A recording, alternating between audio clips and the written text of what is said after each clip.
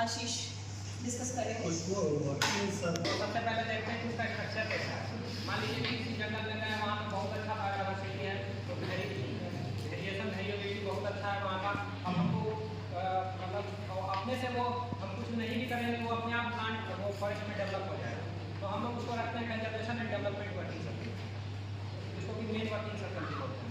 उसके बाद वो एक स्टेप और आगे चला जाए कि वो मतलब उसको अब हमको प्लांटेशन करने का कुछ भी जरूरत नहीं है, अब हमको सिर्फ उसको कंजर्व करना है, प्रोटेक्ट करना है। तो फिर वो आ जाएगा बायोडाइवर्सिटी वर्किंग सर्कल, जिसमें कि नेशनल पार्क सेंचुरी ये सब आते हैं।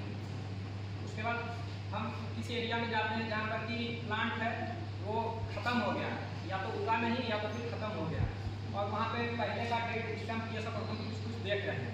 तो हम उस एरिया में अगर थोड़ा सा उसको ऑगमेंट कर दें तो वो फिर से फॉरेस्ट की तरह डेवलप हो सकता है, तो हम उसको एफॉरेस्टेशन वर्किंग सर्कल में रखते हैं। उसके बाद कोई एरिया ऐसा है जहाँ पर कि पेड़ सारे काट दिए गए, सिर्फ घास ही घास बचा हुआ है, तो उसके ट्रीटमेंट के लिए दो तरीका का हम लोग अपना सकते हैं।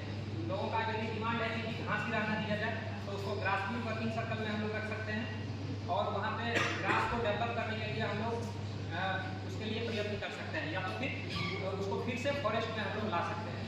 ग्रास को डेवलप करने के लिए क्या करेंगे कि वहाँ न्यूट्रिएंट नहीं बढ़े, वहाँ पे पानी का स्टैग्नेशन ना हो, वहाँ पे लेग्यूमिनस प्लांट को लगाएंगे ताकि नाइट्रोजन का सप्लाई बना रहे, और फिर कंट्रोल ग्रेजिंग करवाएंगे। और यदि हमको डिफरेंट पैचेज में सेम चीज़ बटा हुआ हो, सब जगह हो, हर एक जगह में, और उसका ट्रीटमेंट भी अलग से हो, तो फिर ओवरलैपिंग वर्किंग सर्कल होता है, जैसे कि वाइल्ड लाइफ या फिर बैम्बू इस टाइप का करते हैं। तो ये सारे जितने भी वर्किंग सर्कल हैं इसमें हम लोगों को बहुत ज़्यादा फायदा नहीं दे पाते हैं। तो लोगों को फायदा देने के लिए हम लोग प्रोडक्शन वर्किंग सर्कल होता है। ये एक ऐसा एरिया होता है जहाँ पर कि एरिया जो है मोर और लेस फ्लैट होता है, वहाँ पर सोइल का डेप्थ भी अच्छा होता है, और वहाँ पे हम लोग कम समय में ज़्यादा से ज़्यादा प्रोडक्शन करके लोगों को सर्व कर सकते हैं।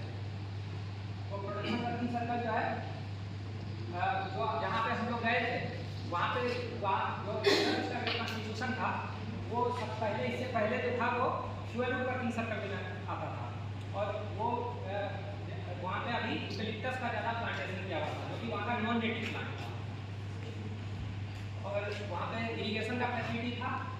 बगल में 8 विलेज थे, उसका एरिया था 1459 हेक्टेयर, और जितने भी सारे प्लांट थे वो फैली के कागज थे। अब वहाँ पे हम लोग वेजिटेशन का एनालिसिस किए तो ये पाया गया कि वहाँ पे जो प्लांटेशन था वो ज़्यादा से ज़्यादा कोशिश किया गया था कि नेटिव प्लांटेशन हो जाए, लेकिन उसका ग्रोथ जो था वो बहुत अच्छा नहीं था, क्योंकि वहाँ के बायोटिक फैक्टर्स, एनिमल्स, और वहाँ के जो एनिमल्स, प्लांट्स, माइक्रो ऑर्गेनिज्म, ये सबसे डेवलप प्रॉब्लम हो रहा था उसको, तो वहाँ का ग्रोथ अच्छा नहीं था। तो इसके लिए हम लोगों को कम समय में ज़्यादा ग्रोथ करने के लिए वहाँ जरूरत था। ऐसा नहीं था कि वहाँ का मिट्टी खराब था, मिट्टी था अच्छा, लेकिन इरीगेशन का फैसिलिटी वहाँ पे नहीं था, जिसके कारण से प्रोडक्शन वर्किंग सर्कल में उतना ज़्यादा ग्रोथ नहीं था। तो अब हम लोग को वहाँ का क्या क्या ट्रीटमेंट करना है, तो लोगों को कम समय में ज़्यादा से ज़्यादा रिटर्न मिले, इसके लिए हम लोग को फास्ट ग्रोइंग अच्छा वैरायटी का क्लोनल सीड का उपयोग हो, ताकि लोगों को स्मॉल टिम्बर, फिर फ्यूल वुड, फिर फॉडर और फ्रूट्स, ये सब हम लोगों को प्रोवाइड कराना कम समय में, ये सब हमारा जरूरत है प्रोडक्शन वर्किंग सर्कल का। इसके लिए हम लोग इम्प्रूव वैरायटी, क्लोनल सीड, ये सब का प्रयोग करेंगे। उसके बाद वहाँ पे सिल्वीकल्चर सिस्टम क्या अपनाएंगे, वहाँ पे मेनली जो ट्री लगाएंगे वो फास्ट ग्रोइंग स्पीसीज लगाएंगे, जैसे कि नीलगिरी हो गया, उसके बाद फिर आइलैंथस एक्सेलेसा हो गया, सुगोपुल हो गया, फिर विलिया टुलिया हो गया, डेंड्रोकैलेमस स्ट्रिक्टस हो गया, अकेसिया निलोटिका हो गया, ये सब प्लांट लगाएंगे जो कि कम समय में ज़्यादा से ज़्यादा प्रोडक्शन दें। तो इसके लिए ये ध्यान में रखना है कि सिर्फ एक बांस ही ऐसा वहाँ पे जिसको कि शेड की ज़रूरत है, बाकी किसी को भी शेड की ज़रूरत नहीं है, तो उस हिसाब से हम वहाँ सिल्वीकल्चर ट्रीटमेंट करेंगे। और क्या करेंगे कि वहाँ पर मोनोकल्चर को नहीं होने देना, क्योंकि मोनोकल्चर से क्या होता है कि स्पीसी का बहुत ज़्यादा लॉस होता है, वहाँ पे डिजीज लग जाएगा तो सारे खराब हो जाएंगे, सॉइल प्रोन टू इरोजन हो जाएगा। और क्या ध्यान रखना है कि वहाँ पे जहाँ खाली जगह है वहाँ पे तो आर्टिफिशियल रिजेनरेशन करेंगे, और सिंपल कॉपी सिस्टम से जो वहाँ पे पेड़ खड़े हैं उसको सिंपल कॉपी सिस्टम से करेंगे। तो सिंपल कॉपी सिस्टम दो टाइप का होता है, एक होता है सीडलिंग कॉपीज और एक होता है शूट कॉपीज। तो शूट कॉपीज क्या होता है, जो पुराने पेड़ हैं उसको हम काट देते हैं, तो उसके बगल से जो पेड़ निकलता है उसको शूट कॉपीज बोलते हैं।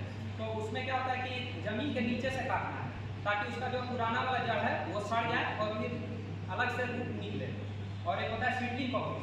सीडलिंग कॉपीज क्या होता है कि 2 से 3 साल का पुराना पेड़ है, उसको हम जमीन से सटा के काटते हैं, तो उसमें क्या होता है कि वो फास्ट ग्रोथ होता है, क्योंकि उसमें नया जड़ नहीं बनता, पुराना वाला जड़ ही ग्रोथ होता है। और सीडलिंग कॉपीज में से ये फायदा है कि अगर कोई पेड़ टेढ़ा मेढ़ा होता है तो वो भी ठीक हो जाता है और फास्ट ग्रोथ होता है। ठीक है, यहाँ से रोटेशन आशीष